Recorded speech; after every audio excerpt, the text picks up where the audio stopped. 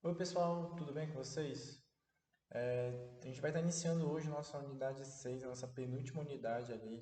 E essa unidade já trabalha um pouco da física quântica de um átomo, a visão da física quântica de um átomo, principalmente dos modelos atuais, quer dizer, do modelo atual, que é o modelo de Schrödinger. Vamos iniciar que a gente vai ver que vai ser algo bem tranquilo. Primeiro de tudo, vamos relembrar um pouco da estrutura que a gente conhece do átomo hoje. A gente sabe que o átomo ele é composto por um núcleo e por uma eletrosfera. O núcleo ali é aquela região onde habitam os prótons e os nêutrons, e a eletrosfera ficam os elétrons. Até aí acho que não é novidade para ninguém, certo? E aqui a gente tem essa tabelinha ali com as partículas, os seus símbolos, as suas respectivas cargas e as suas respectivas massas relativas. Até aí tudo ok, essa é a visão geral que nós conhecemos do átomo. Agora vamos ver um pouquinho ali da história dos modelos atômicos rapidão. Seguinte, pessoal, nós temos nosso primeiro modelo atômico, que é o modelo atômico de John Dalton, tá bom? Era aquele conhecido como a famosa bola de bilhar, onde o átomo era esférico, indestrutível, indivisível, e ele mudava de acordo com o elemento, na sua massa e no seu tamanho, certo? Isso aí acho que não é novidade para ninguém, todo mundo já viu no ensino médio, então esse não é o objetivo da nossa aula, então vou andar mais rápido pelos esses três primeiros modelos atômicos, tá bom? E aí veio o segundo modelo atômico, o modelo atômico de Joseph John Thomson, ou J.J. Thomson para os íntimos, onde ele continuava sendo esférico, só que agora ele era divisível. Ele era dividido ali entre um fluido positivo e os elétrons que ficavam dentro desse fluido, certo? Ele foi elaborado ali depois dos experimentos dos tubos de raios catódicos, que deu origem às TVs de tubo, às lâmpadas fluorescentes, certo? E temos ali, depois de alguns anos, o modelo atômico de Rutherford, de Ernest Rutherford, onde ali ele cria essa visão onde a gente conhece mais nas séries, nos filmes, nas imagens do átomo, onde ali Rutherford divide o átomo em duas regiões, que seriam o núcleo e a eletrosfera, sendo que o núcleo seria denso e positivo. Na época que ele propôs esse modelo, ainda não havia sido descoberto os prótons, tá bom? Só eram teorizados, especulados, mas não foi comprovado nem nada. A eletrosfera, Rutherford afirmou que ela era grande e praticamente vazia, onde só habitavam os elétrons que ficavam circulando em torno do núcleo, certo? Até aí tudo tranquilo.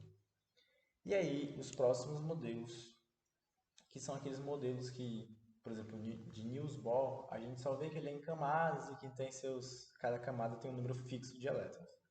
Até aí, tipo, é muito superficial. E temos o nosso modelo atual, que é o modelo de Schrödinger. Schrödinger é o nosso atual modelo atômico, tá bom? Mas só para ressaltar, ele não parou aí. Os modelos atômicos simplesmente ainda podem ser atualizados, certo? Isso aqui é simplesmente o nosso modelo atual, que mais se adequa às nossas necessidades, que explica melhor a matéria. Com o passar do tempo, provavelmente haverão outros modelos atômicos que expliquem melhor a natureza, certo? E aí, para esses dois modelos atômicos, tiveram algumas pequenas contribuições, na verdade, algumas grandes contribuições, que foi ali o estudo das radiações eletromagnéticas, o estudo de Planck, tá bom? Criando ali sua equação, a equação de Planck. Outra grande contribuição foi de Einstein e o efeito fotoelétrico, que ele explica. E aí, depois também para os modelos atômicos de Bohr, nós temos os espectroatômicos, que a gente vai ver também o que é, as propriedades ondulatórias do elétron, que ali começa a surgir ali a física quântica. Temos o princípio de Heisenberg, Say My Name. Para quem assistiu Breaking Bad, pegou a referência. Inclusive, recomendo essa série, é muito boa. Porém, tem um final chato, mas enfim. E ali a última grande contribuição foi as equações de funções de onda e os seus números quânticos, certo? A gente vai ver um pouquinho de cada uma dessas coisas. A gente não vai se aprofundar ao ponto de entender cada uma delas, mas eu quero apenas passar por ela para que vocês tenham noção do trabalho, do caminho percorrido para se desenvolver esses modelos atômicos, certo? Primeiro a gente começa ali com a teoria de Maxwell sobre as radiações, onde ele cria uma teoria que explica as radiações, onde as radiações elas são explicadas através de um campo elétrico e de um campo magnético oscilante, criando ali a radiação eletromagnética, onde essa radiação aqui ela se propaga na forma de ondas. Se vocês notarem aqui, certo? Nós temos as ondas no campo magnético ali e temos também as ondas no campo elétrico. Então, como se fosse tipo um X, uma cruz, assim, se olhasse de frente. E a gente sabe ali que uma onda tem algumas propriedades, como por exemplo, toda onda tem uma amplitude, tem um comprimento, tem uma frequência e também apresenta nós. Professor, o que são nós? Relaxa, daqui a pouco eu explico. De maneira geral, uma característica de uma onda, ela tem um comprimento, que é o comprimento ali, é a distância de uma crista a outra, tá bom? Ou então de um vale a outro, de uma depressão a outra. Esse seria o comprimento de uma onda. A sua amplitude seria a altura que ela tem, tá bom? Ali do seu meio até a crista ou até o vale. Essa seria a amplitude da onda. Professor, e o que é esse nó? O nó, você está vendo aqui um ponto onde a amplitude é zero? Temos amplitude zero, temos amplitude zero. Isso é o nó. É um ponto onde a amplitude é zero. Temos ali a frequência também, que a frequência é o número de ondas que passa por um determinado ponto em uma unidade de tempo. No caso ali no SI, a frequência é medida em Hertz, ou ali por segundo. A quantidade de ondas que passa por segundo.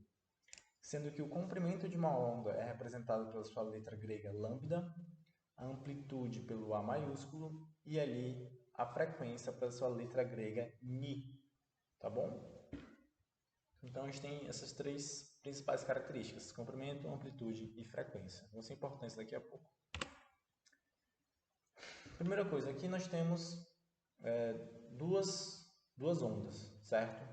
Uma com uma alta frequência e uma com uma baixa frequência.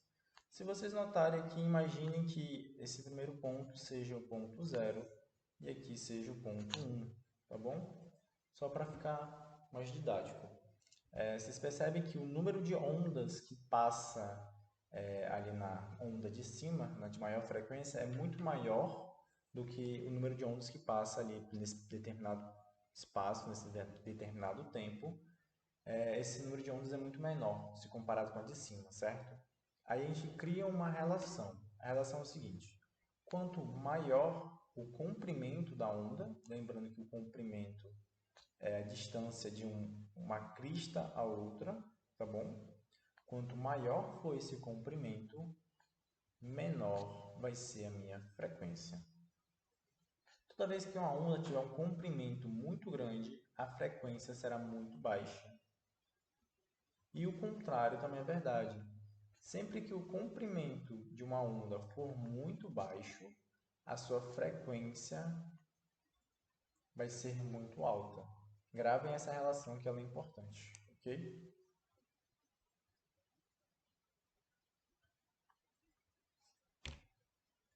E aqui também temos uma equaçãozinha ali, que ela é capaz de dizer qual seria a velocidade de uma onda. Velocidade de uma onda ali representada pela letra C, certo? Lembrando que o quê? Que a velocidade, letra C aqui, é medida em metros por segundo no SI, lambda em metro, unidade de comprimento sempre em metro, e a frequência em hertz, ou por segundo. E foi observado ali na teoria de Maxwell que toda onda no vácuo possui uma velocidade constante. Essa velocidade é ali a velocidade da luz, certo? 2,99 vezes 10 a oitava metros por segundo. Então, uma velocidade extremamente alta, certo? Até aí, ok. Vamos fazer uma continha ali, levando em conta essa equação, certo? Por favor, tentem resolver aqui meu exercício 1. Dê uma pausa no vídeo e tentem resolver agora, que eu vou responder ele daqui a pouco.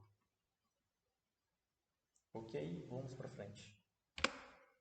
Bom, pessoal, aqui eu só tenho que lembrar o quê? Já tenho a minha fórmula, vamos ler o problema. Qual é a frequência da luz laranja que comprimento tem, que tem comprimento de onda de 625 nanômetros que viaja no vácuo. Ou seja, eu já tenho ali o meu comprimento, que é igual a 625 vezes 10 a menos 9 metros. Lembrando que comprimento sempre é em metros. 1 nanômetro equivale a 1 vezes 10 a menos 9 metros, tá bom? A velocidade da luz, como ele está viajando no vácuo, eu sei que é uma velocidade constante, que é a velocidade da luz, 2,99 vezes 10 a oitava metros por segundo. Agora eu só preciso substituir. Frequência é o que eu quero saber. Jogo lambda para lá, fica assim minha equação. Então é a velocidade dividido pelo meu comprimento. Então ficaria ali 2,99 vezes 10 a oitava metros por segundo dividido para 625 vezes 10 a menos 9 metros. Corta metro com metro. E ali a minha frequência vai ser algo em torno de 4,784 vezes 10. Opa, deixa eu corrigir aqui, elevado a 14 Hz ou por segundo. Ok? Essa seria a minha resposta. Uma equaçãozinha simples, tá bom? Não tem mistério. Jogou no calculador, acabou. Não tem raciocínio, não tem grandes mistérios. Até aí fácil, certo? Como encontrar a velocidade ou a frequência ou o comprimento de uma onda é nessa equação. Vamos lá, pessoal. Aqui nós temos um pouco do espectro eletromagnético. Vamos lá. Se vocês observarem aqui, essa primeira linha, ele diz que da esquerda para a direita, o meu comprimento de onda está aumentando, ok? Se vocês olharem nessa segunda aqui, nós temos os tipos de radiações que o homem até agora já descobriu.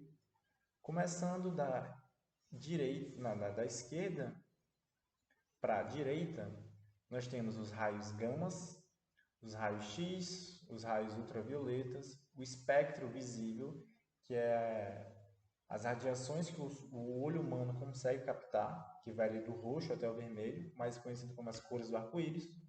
Temos também ali depois o espectro infravermelho, as microondas, as ondas de rádio, FM e AM, e temos as ondas de rádio de longo comprimento, certo? Se vocês notarem aqui, esses números aqui de cima, eles representam a frequência. Ou seja, se vocês notarem, ele está crescendo ali da direita para a esquerda, assim como a linha de cima. A frequência é sempre inversamente proporcional ao comprimento da onda.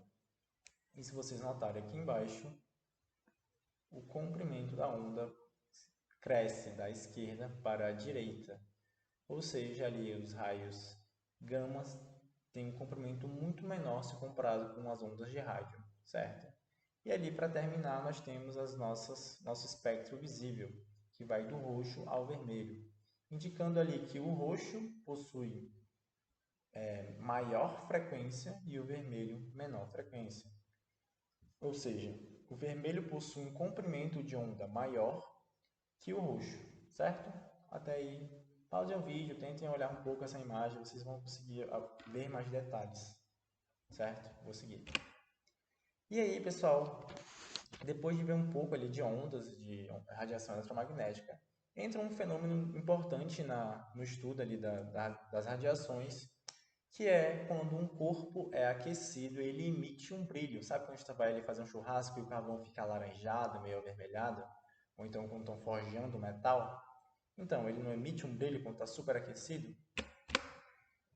Então, esse brilho, essa luz que emite, são radiações eletromagnéticas. Então, essas radiações elas variam de acordo com a temperatura. Temperaturas mais baixas não vai emitir uma radiação no espectro visível, e temperaturas mais altas vai provocar ali uma liberação de radiação eletromagnética, onde vai ser possível detectar a olho nu, ok?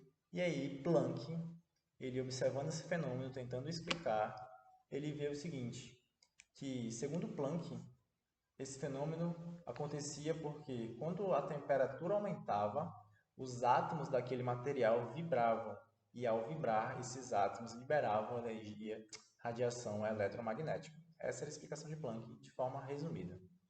Mas ele também falou que o seguinte, que apenas determinadas vibrações com frequências específicas eram permitidas.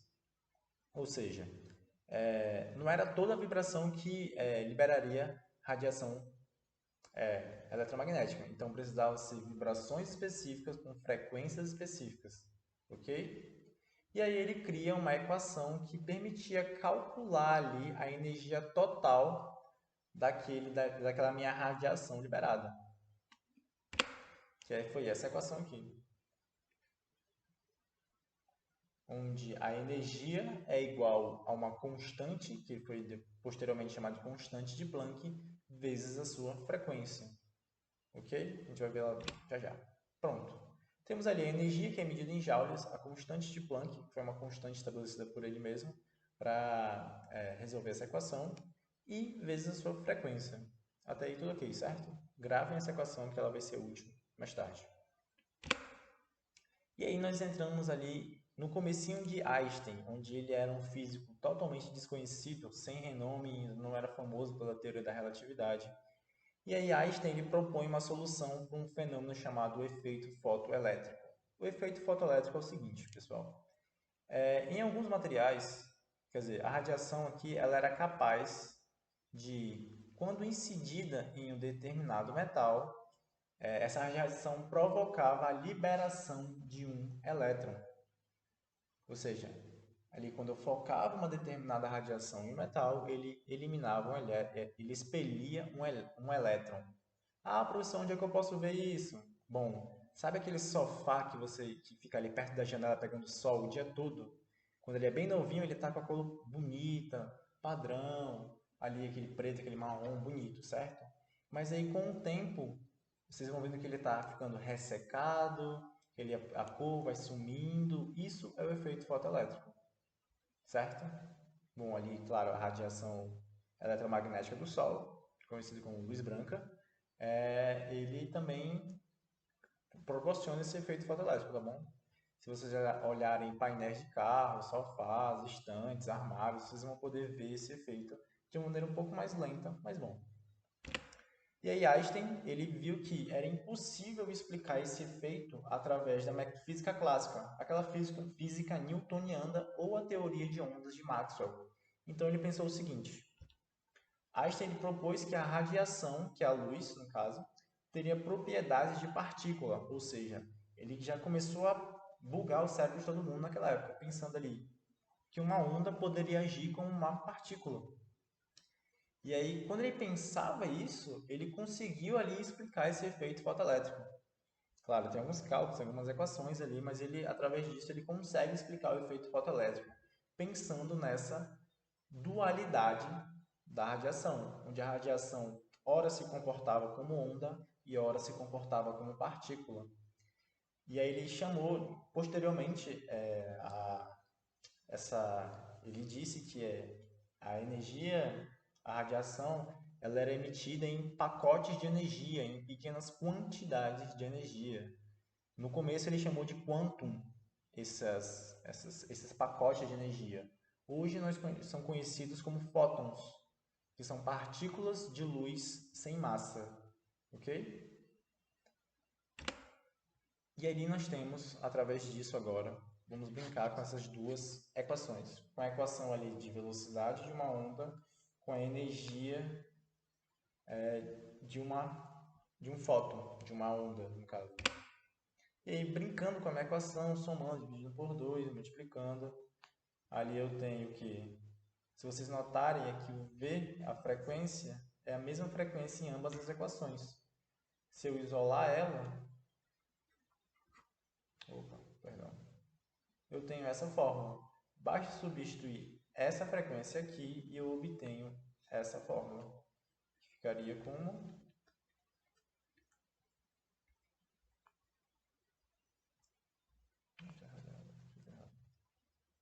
pronto. Substituindo assim, aí eu crio uma nova equação. Einstein ele mescla as duas teorias. Então, para calcular a energia de um fóton, ele precisava ali de misturar as duas equações, criando essa nova equação. Ok? Como eu disse, a gente vai ver só superficialmente, tá bom? Se vocês quiserem se aprofundar, me procurem, que eu envio alguns vídeos explicando um pouco mais detalhados esses fenômenos. Mas de uma maneira detalhada é isso. E ali nós temos uma pequena relação entre comprimento, energia e frequência. A relação é o seguinte: quanto maior o comprimento, a gente não viu que quanto maior o comprimento, menor vai ser a frequência? Foi o que a gente viu ali alguns slides atrás, certo? Quanto menor for a frequência, também menor vai ser a energia dessa radiação, certo? E o contrário também acontece. Ou seja, quanto menor o meu quanto menor for o meu comprimento, maior vai ser a minha frequência e maior vai ser a minha energia. Lembrando que a frequência é o número de ondas que passam por um determinado espaço em um determinado tempo. Ou seja, se eu tenho uma frequência muito alta, eu terei muitas ondas passando por um determinado espaço em um determinado tempo. Se muitas ondas estão passando, então a energia também vai crescer. Energia e frequência são diretamente proporcionais, assim como mostra o Planck na sua equação. Ok? Só queria mostrar essas relações. Pensando nessas relações, em quesito de energia, essa onda seria mais energética, essa aqui seria a segunda mais energética e essa seria a menos energética das três. Ok? Nós temos de novo ali o espectro visível, tá bom? O espectro eletromagnético. Então, ou seja, aqui eu tenho energias mais baixas e aqui eu tenho energias mais altas. É por isso que ali a radiação solar, a radiação eletromagnética proveniente do Sol, ela é capaz de causar câncer. Por quê? Porque ela não só emite radiação do espectro visível, ele também emite raios ultravioletas. Raios ultravioletas, que estão bem aqui, eles possuem alta energia, ou seja, eles possuem a capacidade ali de arrancar elétrons e provocar ali, depois de um tempo, câncer, certo? Então usem protetor solar. E aí, por último, para encerrar essa aulazinha aqui, nós temos alguns exercícios para a gente brincar com essas fórmulas. A primeira delas é essa aqui. Ele pede para eu encontrar a energia de um único fóton vermelho, de luz vermelha, com uma frequência igual a 4,57 vezes 10 a 14 Hz. Ou seja, eu vou calcular a energia de um único fóton. Lembrando que a radiação emite vários fótons, que são pacotes de energia. Tá, e aí nós temos o que? Eu tenho as minhas fórmulas aqui do lado que eu posso usar, certo? Eu tenho ali as minhas constantes, que é a minha velocidade, e também a constante de Planck. E se vocês notarem, ele só quer a energia. Ele quer a energia e ele já me deu ali a frequência. Ou seja, eu só tenho que usar essa fórmula. Energia é igual a constante de Planck, 6,6261, vezes 10 a menos 34, vezes a minha frequência, que ele já me deu, 4,57, vezes 10 a 14. Faça a multiplicação, jogo na calculadora e obtenho o valor aproximado de 3,03 vezes 10 a menos 19 joules. Lembrando que essa é a energia de um único fóton, por isso ela está tão baixa assim, certo? Vou deixar os outros exercícios para vocês fazerem, ok? Dê uma pausa no vídeo agora para vocês tentarem fazer. É a mesma coisa, usem as equações ali, essas equações, essas constantes, vocês vão conseguir resolver, é fácil, é tranquilo, não vai ter cálculos muito além disso. E ali o nosso último exercício da aula, certo? Lembrando que tem uma informaçãozinha a mais ali, que é o angstrom. ok? Que é 1 vezes 10 a menos 10 metros. E é isso, pessoal. A aula de hoje foi essa aqui, tá bom? Vou voltar depois com mais algumas aulas. Essa aqui é mais uma aula introdutória, ok? Não vai cair muito, a não ser essas equações, certo? Só queria que vocês soubessem que a descoberta dos átomos, dos modelos atuais, teve um processo longo, onde a física e a química foram modificadas com o tempo. Bom, pessoal, é isso. Se cuidem. Tchau, tchau. Até a próxima.